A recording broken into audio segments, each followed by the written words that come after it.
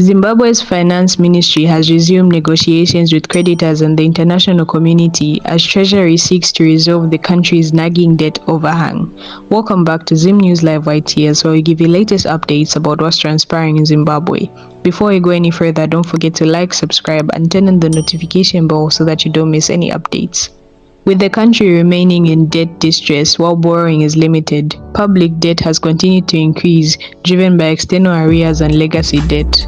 Official figures show that despite making token payments over the past few years, Zimbabwe's total debt stock has soared to $18 billion as of December 2023.